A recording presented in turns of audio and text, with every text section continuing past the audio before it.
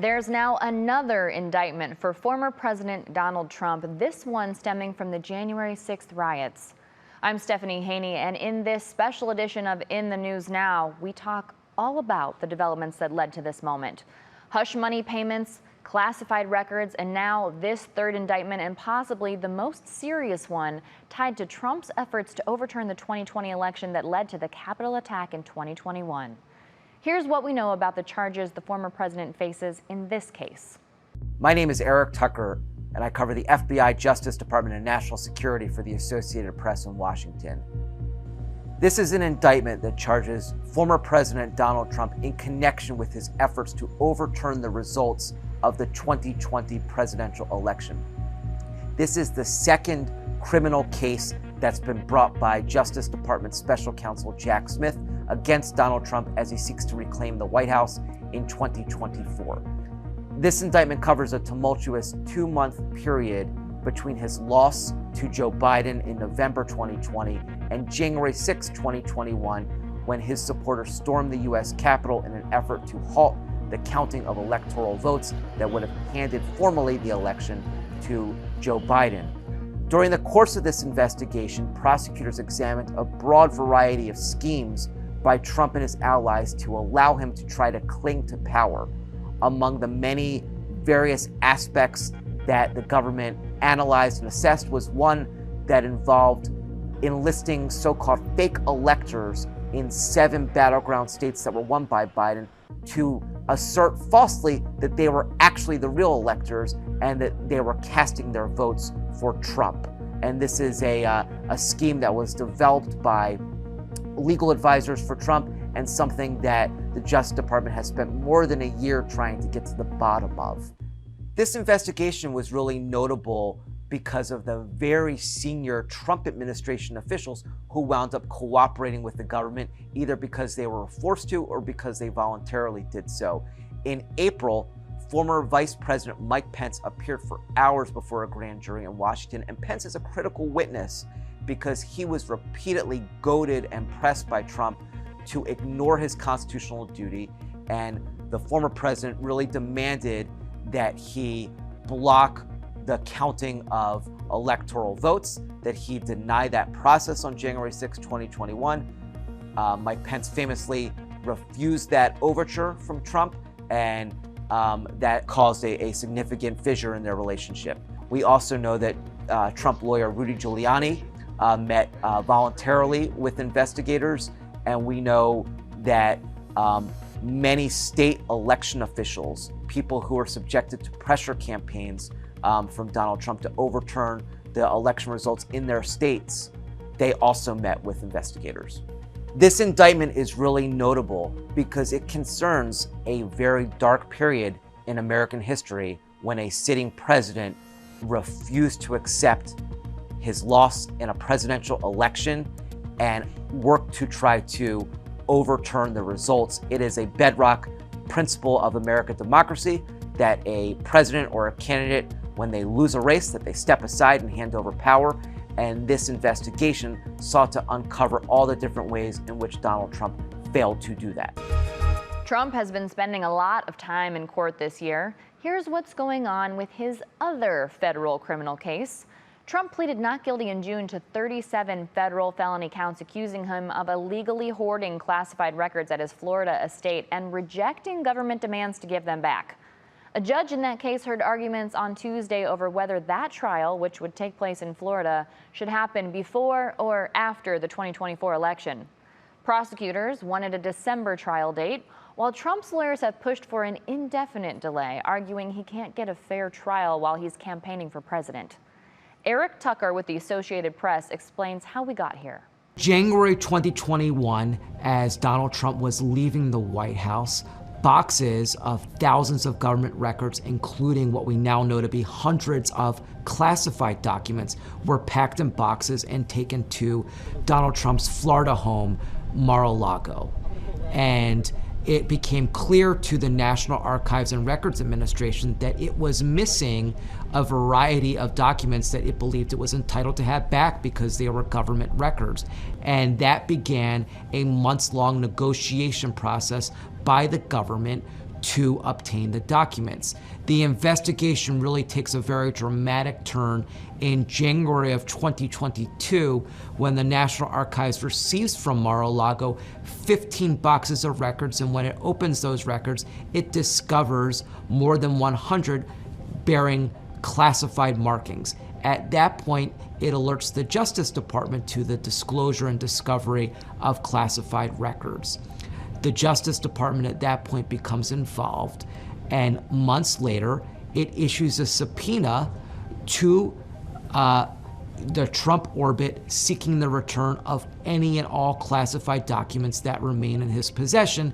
And this is, again, where the investigation truly escalates, because the Justice Department goes to Mar-a-Lago to collect what it believes to be the entirety of the classified records. It receives roughly 3 dozen. And it obtains information leading investigators to believe that there are yet many more that still remain. In August, specifically August 8th, 2022, the FBI searches Mar-a-Lago armed with a search warrant, and at that point retrieves roughly 100 documents bearing classified markings. And in addition, the assertion, which wound up being false, that all of the documents in Donald Trump's possession had in fact been returned, that wound up not being the case, and the Justice Department came to believe that it might have evidence of potential obstruction, which is in and of itself a crime too.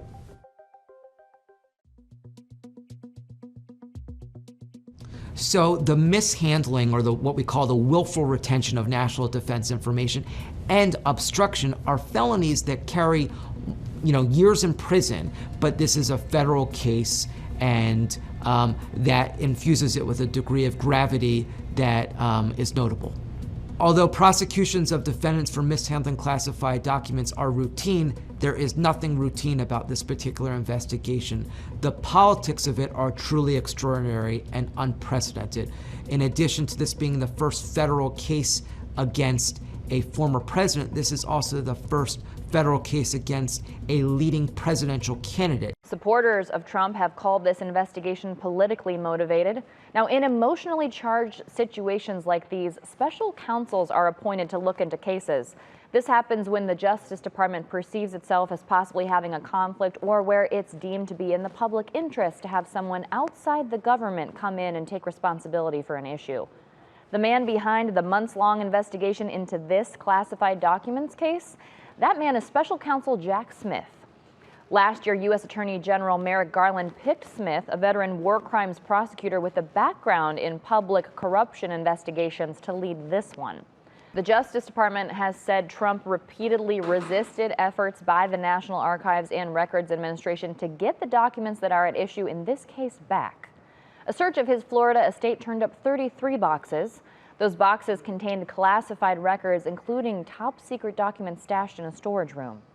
Our colleagues at WWL in New Orleans take a look at what the Presidential Records Act has to say about who owns these kinds of documents and how they have to be handled. The National Archives and Records Administration is the nation's record keeper. It manages everything from the original U.S. Constitution to military records to a huge online research database about ancestry and U.S. history. It's also in charge of the official record of the president. The Presidential Records Act of 1978, which followed President Richard Nixon's resignation, requires presidents and vice presidents to file away memos, letters, notes, emails, faxes, phone records, texts, and other written communications. A 2019 report by the Congressional Research Service details the process.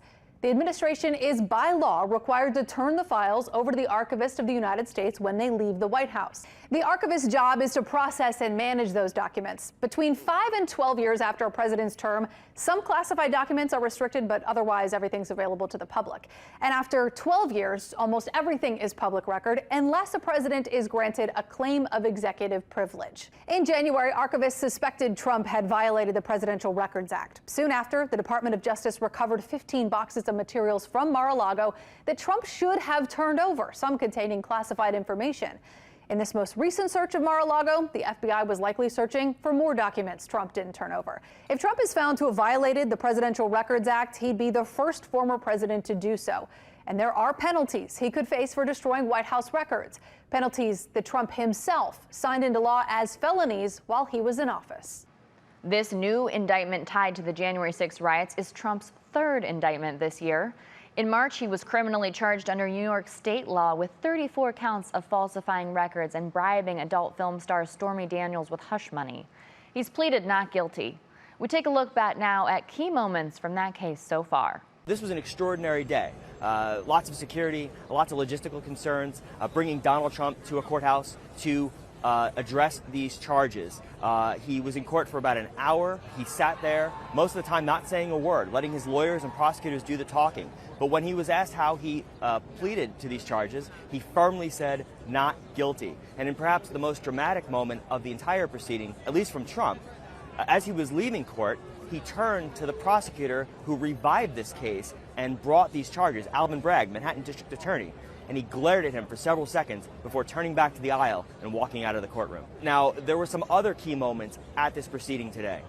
Donald Trump was admonished for his social media posts attacking the grand jury process, attacking the integrity of this case, and making comments with heated rhetoric about the prosecutor Alvin Bragg, about witnesses including Michael Cohen and Stormy Daniels, the porn actor that alleges an extramarital sexual encounter and who received that hush money payment. He was admonished to refrain from that rhetoric. The judge didn't go so far as to issue a gag order, and prosecutors didn't ask for one, but the judge did ask the defense to urge Donald Trump to refrain from any comments that could incite violence or civil unrest. And he's not due back in court until December 4th. Defense attorneys asked to have him skip that next court appearance.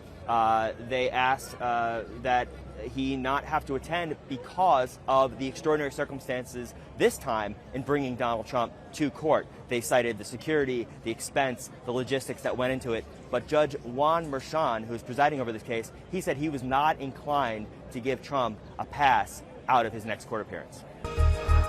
Former President Trump faces 34 charges of falsifying business records in the first degree. We're looking into what that charge means in your breakdown.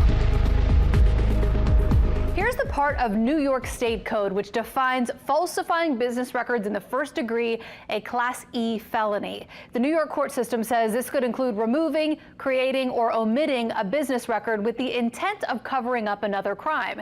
To be found guilty, New York law states that prosecutors must prove two things. One, that there was falsification of business records, and two, that there was intent to defraud or commit or conceal another crime. The intent to conceal another crime is what makes this a felony charge. That's why this statement of facts in Trump's case doesn't just include the list of charges and alleged false business entries, but also a narrative of the 11 hush money payments the district attorney says he intended to cover up. Prosecutors say Trump orchestrated an unlawful scheme to influence the 2016 election by paying off people and suppressing negative stories about him. The complaint says he, quote, violated election laws and made and caused false entries in the business records of various entities in New York. The DA did not have to name what specific crimes Trump may have been trying to cover up, but it's likely a combination of state and federal election, campaign, and tax violations. And remember, that's important. Going back to our original New York code, for a jury to find Trump guilty of felony falsifying business records, prosecutors will have to prove, one, that Trump did change the ledgers on his business records, and two, that he did so in order to cover up an illegal scheme meant to influence the 2016 election. Falsifying records to influence a presidential election is a big deal. Legal analyst Dan Eaton says if the allegations against Donald Trump are true, they're very serious. But he also warns that it's a long road from grand jury indictment to unanimous guilty verdict by a jury. And Trump's attorneys say they plan to fight the charges. He's frustrated, he's upset, but I'll tell you what, he's motivated, and it's not going to stop him, and it's not going to slow him down. According to court documents, the former president said money was used to pay legal fees when it really went to a porn star for hush money so she wouldn't expose his infidelity right before the 2016 election. The defendant repeatedly made false statements on New York business records. These are felony crimes in New York State, no matter who you are. That said, Eaton doubts if convicted, Trump would spend any time in prison. Now, it's very, very unlikely based on the nature of these charges. And the reason it's unlikely President Trump is looking at jail time is because he's going to be a first-time offender. Which makes some people question if these charges are even worth the effort, especially since the former president is facing multiple federal investigations surrounding his handling of classified material and what happened January 6th at the Capitol. But Eaton doesn't see it as an either-or situation. No person is above the law. Earlier this afternoon, Donald Trump was arraigned on a New York Supreme Court indictment returned by a Manhattan grand jury on 34 felony counts of falsifying business records in the first degree. Under New York state law, it is a felony to falsify business records with intent to defraud and an intent to conceal another crime. That is exactly what this case is about. 34 false statements made to cover up other crimes. These are felony crimes in New York State, no matter who you are. We cannot and will not normalize serious criminal conduct. The defendant repeatedly made false statements on New York business records. He also caused others to make false statements. The defendant claimed that he was paying Michael Cohen for legal services performed in 2017. This simply was not true. And it was a false statement that the defendant made month after month in 2017. April, May, June, and so on through the rest of the year.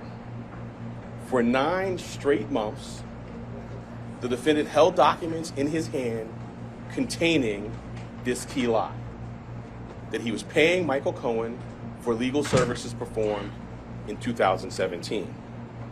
And he personally signed checks for payments to Michael Cohen for each of these 9 months.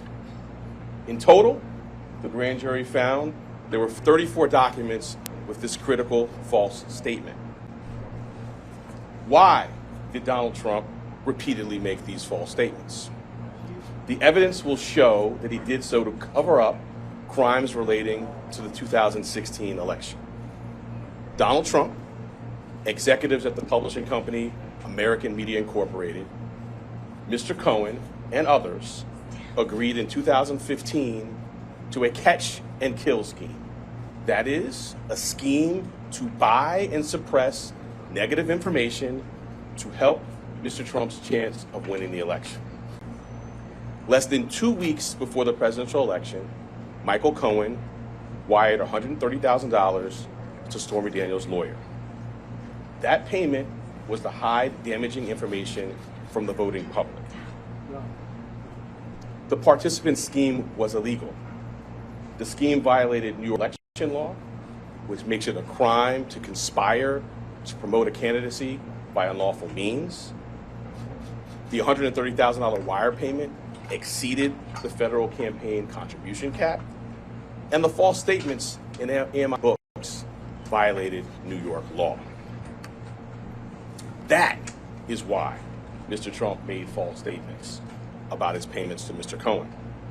He cannot simply say that the payments were a reimbursement for Mr. Cohen's payments to Stormy Daniels. To do so, to make that true statement, would have been to admit a crime.